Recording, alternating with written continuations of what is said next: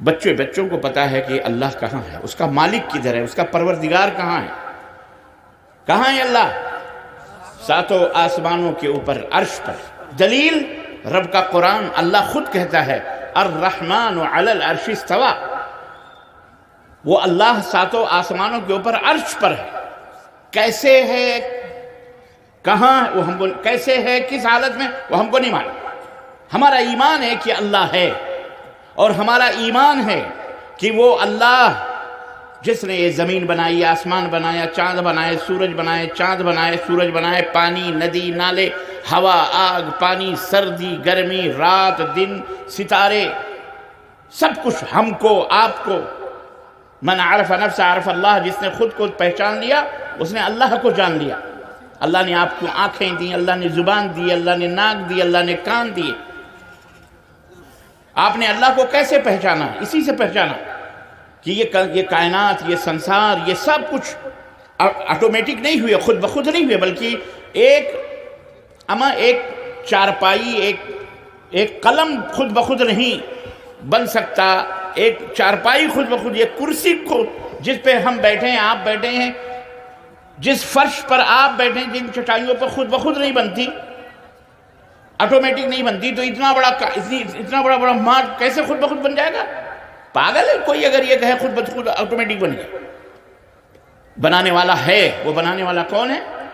وہی اللہ ہے جو ساتوں آسمانوں کے اوپر ہے۔ اپنے اللہ کو آپ پہچانتے ہیں، پہچان لیں اپنے اللہ کو، یہ ہے اللہ۔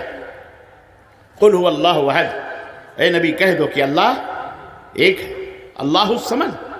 ہم جس اللہ کی عبادت کرتے ہیں وہ کون ہے؟ بے نیاز ہے، اسے نہ نیند آتی ہے۔ اللہ لا الہ الا هو الحی القیوم لا تأخذہ سنۃ ولا نوم۔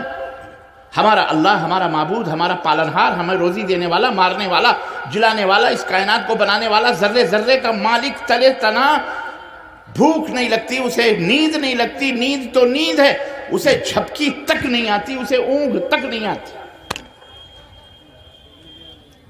اسے مومن کہا جاتا ہے جو اس کی عبادت کرتا ہے، جو ایسی ذات کو مانتا ہے۔ لم یلد ولم یولد، ہمارا اللہ پیدا نہیں ہوتا، اس کا کوئی جنم بھوم نہیں ہوتی، اس کی کوئی جنم بھومی، بولو زور سے بولو، پیدا ہونے والے اللہ نہیں ہوتے، پیدا ہونے والے اللہ، ہاں۔ تمہاری ہماری سمجھ میں اچھی طرح سے آ رہی ہے یہ بات کہ نہیں آ رہی ہے؟ تو یہ سمجھ لو کہ انشاءاللہ تم ہی جنت کے انشاءاللہ حقدار ہو، انشاءاللہ تعالی۔ ایسے بھی کچھ سر پھرے ہیں جو پتہ ہی نہیں ہے، انہیں پتہ ہی نہیں ہے اللہ پیدا ہوتا ہے۔ لم یلد ولم یولد، مسلمانوں کا اللہ سب برابر نہیں ہے کہ تم بٹھا کے پوجو وہ بھی، کھڑا کر کے پوجو وہ بھی، سب ایک ہے۔ ہمارا اللہ ساتوں آسمانوں کے اوپر، مسلمانوں یہ تمہیں معلوم ہونا چاہیے یہ بات، تاکہ لوگوں کو سمجھاؤ پیدا نہیں ہوا ہمارا اللہ، ہم اپنے اللہ کو بناتے نہیں ہیں، کالے پیلے رنگوں سے رنگتے نہیں ہیں اپنے اللہ کو، بنا کے کسی کی زبان باہر، کسی کی زبان اندر، کسی کی آنکھ، کسی کی کچھ، کسی کا کچھ، اپنے منمانی جیسے چاہا بنایا، پوجا، پیٹ بھر گیا، اٹھا کے اڑم گڑم چھوڑا دریا میں ڈال دیا۔ یہ اللہ نہیں ہوتا۔ ہمارا اللہ وہ ہے لم یلد ولم یولد، جو نہ کسی سے پیدا ہوا،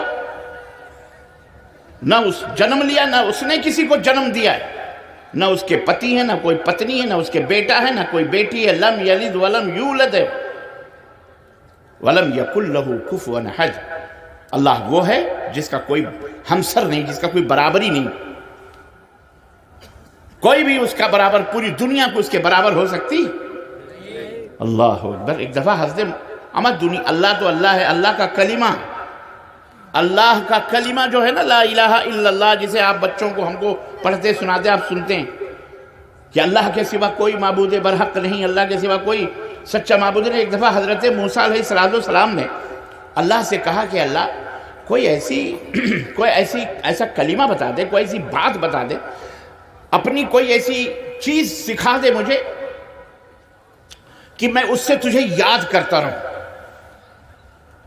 تو اللہ تعالیٰ نے کہا موسیٰ لا الہ الا اللہ کہا کرو۔ کیا کہا کرو؟ اٹھتے بیٹھتے لا الہ الا اللہ کہا۔ تو حضرت موسیٰ کو تھوڑا سا یہ چھوٹی بات لگی، حضرت موسیٰ نے اس کو بہت معمولی سمجھا اور کہا اللہ یہ کلمہ تو سارے تیرے بندے کہتے ہیں، کوئی خاص، جیسے آپ کسی اپنے دوست سے ملو جو آفیسر بن گیا ہو، آئی پی ایس آفیسر ہو، ڈی ایس پی بن گیا ہو، کمشنر بن گیا ہو، یا پرائم منسٹر بن گیا ہو، یا کوئی منسٹر بن گیا ہو، تو آپ جب اس سے ملتے ہیں تو کیا کہتے ہیں؟ صاحب یار کوئی ایسا خاص نمبر دے پرائیویٹ جسے تجھے لگاؤں موبائل تو جھٹ سے تو ہی اٹھائے، تیسرا بیچ میں بولو نہ آئے، ہے کہ نہیں؟ خاص نمبر دو، اپنا عام نمبر دو، سارے کے سارے تمہیں کرتے ہی رہتے۔ ایسے ہی موسیٰ علیہ السلام نے کہا کوئی خاص تاکہ تیرے سے ڈائریکٹ بات ہو سکے۔ حضرت اللہ تبارک و تعالیٰ نے حضرت موسیٰ سے کیا کہا معلوم؟ کہا موسیٰ تم اس لا الہ الا اللہ کو چھوٹا سمجھ رہے ہو؟ میری ذات کی قسم ہے اگر آسمان و زمین اور پوری دنیا پوری کائنات اللہ کے سوا، اللہ کو الگ کر کے ان سب کو ترازو کے ایک پلڑے پہ رکھ دو اور صرف کلمہ لا الہ الا اللہ کو ترازو کے ایک پلڑے پہ رکھ دو تو یہ کلمہ لا الہ الا اللہ کا ترازو سب کے اوپر بھاری ہو جائے گا۔ یہ وہ کلمہ ہے، معمولی کلمہ نہیں ہے۔ تو اللہ جب اس کا کلمہ اتنا بھاری ہے تو اللہ کتنا عظیم ہے۔ اللہ اکبر کا مطلب کیا ہے؟ اللہ سب سے بڑا ہے، اللہ سب سے بڑا ہے، سب سے بڑا ہے کائنات میں، اس سے بڑا کوئی۔ ہم اس اللہ کی پرستش اور عبادت کرتے ہیں جس کا کوئی شریک نہیں، جس کا کوئی ساجی نہیں، اس کو کوئی پارٹنر نہیں۔ تو عزیزان گرامی آپ کا جو ایمان ہے، آپ کا جو عقیدہ ہے، جو ایمان جس کو ایمان باللہ، میں نے کہا نا 6 ارکان ہیں۔ نمبر 1 اللہ پر ایمان لانا، اور اللہ پر ایمان لانے کا مطلب یہ کہ ہمارا اللہ وہ ہے۔ نمبر 2 اللہ کے فرشتوں پر ایمان لانا، اللہ کے فرشتے ہیں اور فرشتے کئی طرح کے ہیں۔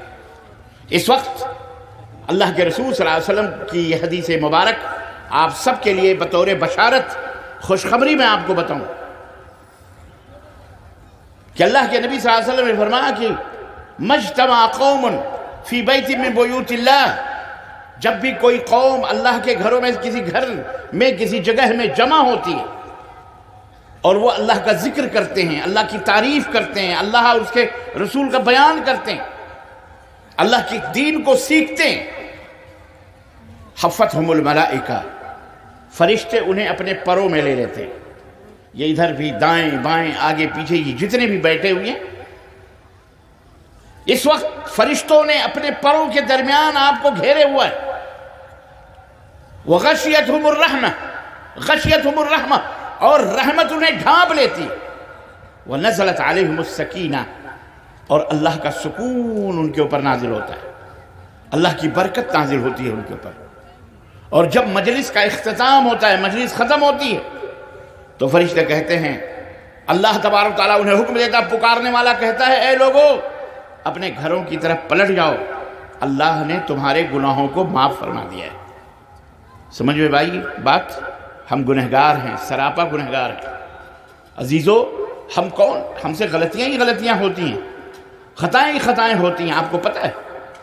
ان گناہوں کی معافی کے لیے اس طرح کی مجلسیں ایک طرح کی دھوبی گھاٹ ہیں، جیسے دھوبی کپڑوں کو اٹھا کر کے گھاٹ پہ لے جا کے پٹک پٹک کر کپڑے دھوتا ہے، اس طرح کی جو مجلسیں یہاں گناہ صاف ہوتے ہیں، پاک ہوتے ہیں۔ تو فرشتوں کے اوپر ایمان لانا کہ اللہ کے فرشتے ہیں، آپ کے کندھے پر بیٹھے ہوئے کرامن کاتبین ہیں۔ کرامن کاتبین یہ 2 فرشتے جو بیٹھ کر آپ کے تمام اعمال کو لکھتے ہیں، چھوٹے سے چھوٹے اعمال، بڑے سے بڑے اعمال۔ وَمَا يَلْفِظُ مِنْ قَوْلٍ إِلَّا لَدَيْهِ رَقِيبٌ عَتِيدٌ، یہ عقیدہ ہونا چاہیے ہر کلمہ پڑھنے والے کا۔ آپ مسلمان ہیں تو آپ کا یہ ایمان ہونا چاہیے کہ فرشتے ہیں اور اللہ کے حکم سے ہمارے چھوٹے بڑے تمام اعمال کو تحریر کر رہے ہیں۔ دیکھیں ایک لفظ بھی زبان سے لکھتا ہے اسے بھی نوٹ کیا جاتا ہے، تحریر کی جاتی ہے۔ قبر کے اندر جب آپ جاؤ گے فرشتے آتے ہیں، وہاں بھی منکر نکیر، ان کو کیا کہا جاتا ہے؟ ہاں، وہ آئیں گے، وہ سوال کریں گے آپ سے۔ فرشتے ہیں، فرشتوں کے بہت سارے کام ہیں۔ حضرت سیدنا 4 فرشتے بڑے مشہور ہیں۔ کون کون؟ حضرت سیدنا جبریل علیہ السلام، حضرت میکائیل علیہ السلام، حضرت اسرافیل علیہ السلام اور حضرت عزرائیل علیہ السلام۔ 4 فرشتے بڑے ہیں، اور ان چاروں میں بھی سب سے بڑے سیدنا جبریل علیہ السلام۔ ان کے اوپر بھی ایمان لانا، وشواس کرنا، یقین کرنا۔ اور نمبر 3، تمام اللہ کی نازل کی ہوئی کتابوں پر ایمان لانا۔ کتنی کتابیں اللہ نے؟ بہت ساری نازل کی، لیکن 4 کتابیں بڑی مشہور ہیں۔ توریت ختم، زبور ختم، انجیل اس میں بھی ملاوٹ ختم۔ آخری کتاب جو سیدنا محمد الرسول اللہ صلی اللہ علیہ وسلم پہ نازل کی گئی، اس کا نام کیا ہے؟ قرآن کریم، قرآن مجید۔ اس کے اوپر ایمان لانا، ایمان سب کے اوپر لانا، لیکن عمل قرآن کریم کی باتوں کے اوپر کرنا۔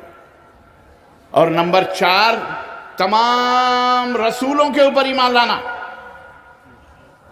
جتنے بھی اللہ تعالیٰ نے رسول بھیجے ہیں، پیغمبر بھیجے ہیں بندوں کی ہدایت کے لیے، آدم سے لے کر کے حضرت محمد الرسول اللہ صلی اللہ علیہ وسلم تک، ان سب کے اوپر ایمان لانا، وشواس کرنا، یقین کرنا کہ یہ آئے، اللہ کا پیغام انہوں نے پہنچایا۔